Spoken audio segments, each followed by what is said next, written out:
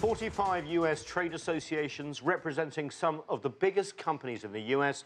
have urged President Trump not to impose tariffs on China, warning it would be particularly harmful to the U.S. economy and consumers. The organization sent a letter to Trump last week explaining how tariffs on China would raise prices on consumer goods, kill jobs and drive down the financial markets. My three guests all participated in writing that letter. I'm joined by Brandon Freed, Executive Director of the Air Forwarders Association, Bill Westman, Senior Vice President of International Affairs at the North American Meat Institute, and Stephen Sothman, President of the U.S. Hide, Skin and Leather Association. Gentlemen, welcome so much. Thanks so much for joining us. Bill, I'm going to start with you because you've lived in Beijing, you're here in the heart of Washington. First of all, your reaction to this trade announcement, and how did we get here? Well, first of all, thank you very much for having us on the program today. The North American Meat Institute, we represent meat packers of beef, pork, lamb, and turkey, about 95% of red meat production and 70% of turkeys. And how did we get here? Well, I think, simply put, countries that don't trade don't have trade problems. So, you know, this is just something that evolves. We always have some issues, whether with China or Japan or Europe or South America. There's always some issue going forward. And I think the situation we're in now, and the president campaigned on looking at our trading relationships and how we can change that. So I think that's one reason how we got here. And what's your reaction? Because you were part of this letter. Well, first of all, trade is very important to our members. I mean, we represent American agriculture in the sense right from the production side, the animal production side, through processing, through the production of products for consumers. So we rely on trade. We didn't so much back in the 80s, but now we export about 25% of our pork production, 20% of our broilers, and about 12 to 13% of our beef. So it's become very important to our companies, to our bottom line, to keep our plants running, to keep our people employed. So we need trade to keep our, to keep our businesses running. What was your reaction when you saw the president sign those proclamations? Well, I think the initial reaction is disappointment.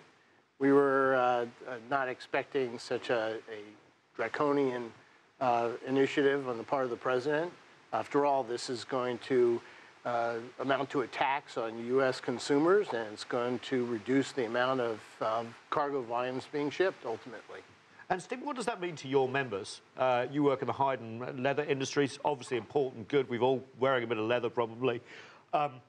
What does that mean to members like families who depend on this stuff? Sure, yeah, and that's a big problem, I think, with these types of high-level trade dispute issues is people read these and they say 25% of tariffs on this product or that product, and they think, oh, I'm not part of that industry, so that's not really going to affect me. But it is. It's family-owned businesses, it's small businesses across the country who are really going to be hurting from this. And of course, we're starting to see retaliation already on the steel and aluminum side, Bill. Pork, $3 billion worth, suffering 25% tariffs. What does that mean to your members? Well, certainly, as I mentioned before, trade with China, trade in general is very important to us. And if we're going to, erect tariffs and barriers to trade, that's going to affect our members, but it's also going to affect, our employees. It's going to affect rural communities. It's going to affect pork producers. It'll affect everyone down the line. So this is our concern. The trade deficit, this is a number that US President Trump just hones in on. Right. It's like his favorite number, yeah. Apart from perhaps the daily moves in the Dow Jones Industrial Average. It's about $370 billion trade deficit between the US and China right now. Does that matter? Do deficits matter? I was taught not so much, but... there is a lot of focus in the White House on the deficit. Are trade deficits so bad? I mean, the reality is that we're purchasing from China goods and services that we use here in the United States. Not necessarily a bad thing. So what would you say to the president?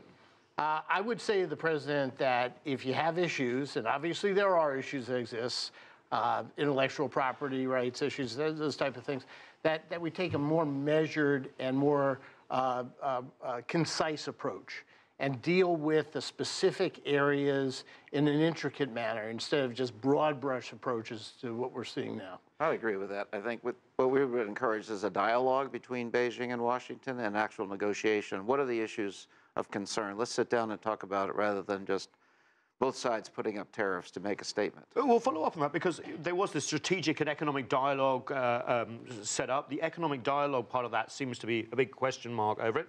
We had Yang Jiechi, the big foreign affairs chief over here. We had Liu He, one of the top economic people in China over here. And yet, that was all before the tariffs and they came along. So this dialogue seems to have broken down a little bit. No, it's a long-term process. Things don't get resolved overnight. So this dialogue has been going on for some time, and that's what you have to do with China. You have to continue to engage, continue to discuss. It's a different culture, it's a different economy, and we have to be with them and engage with them. They're wonderful trading partners, but we also have to sit down and negotiate and have a dialogue on how to resolve some of these trade issues. So you lived in, sorry, you... And the trade process is never easy. Obviously, there are disagreements on all sides, and you know, it's just part of the overall process in successful trade relationships. Bill, you lived in China. What would you advise the Chinese government to do if you were in such a position?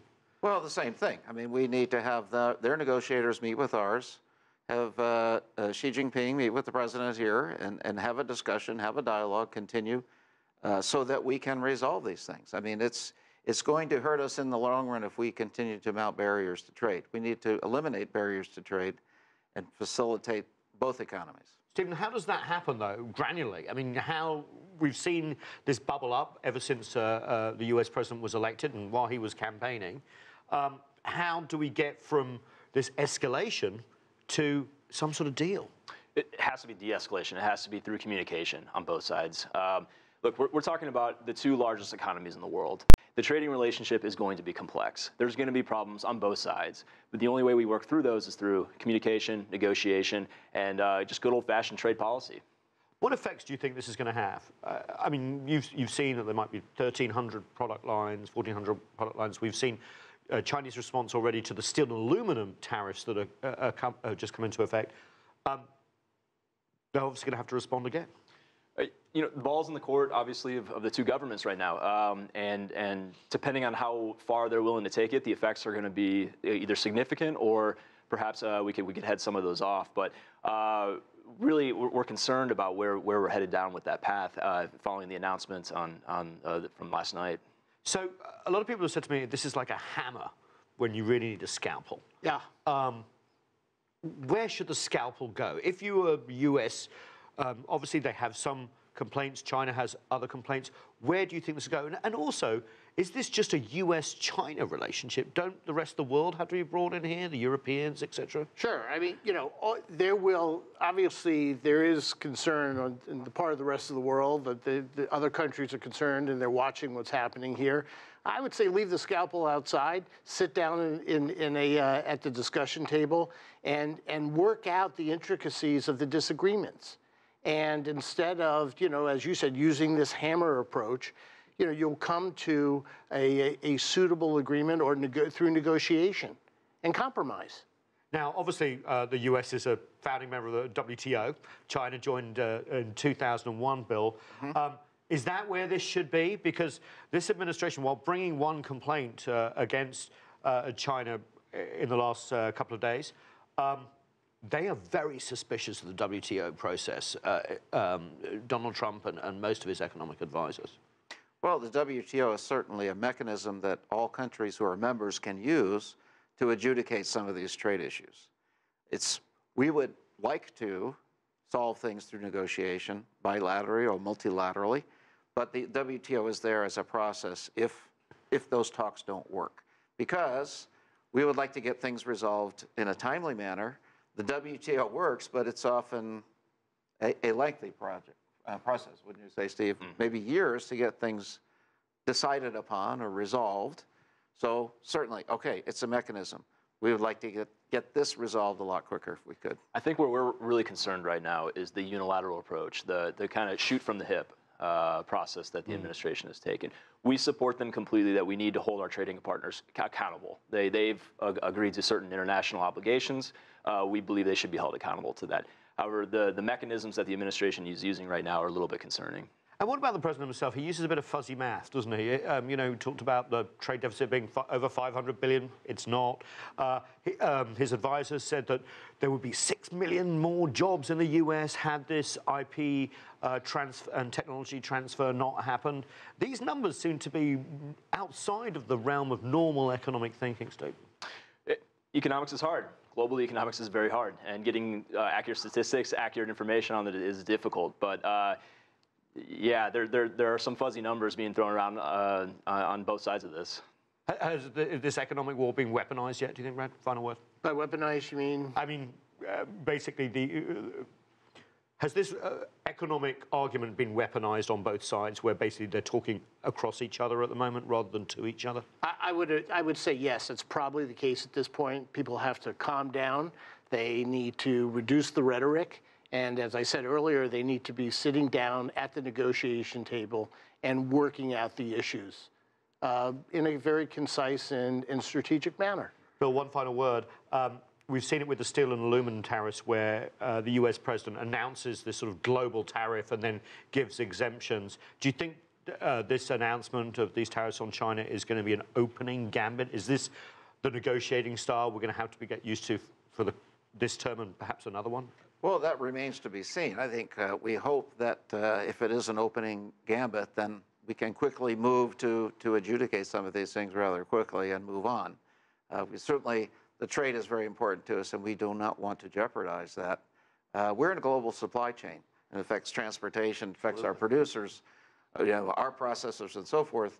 And it's a delicate system. It's difficult to produce these products, and any disruption in that creates real problems for everybody, from production all the way to sale to final consumer. Thanks, guys, because it's really important to express the human cost, not just here in the US, but also in China, and of course the effect going forward. And thanks so much.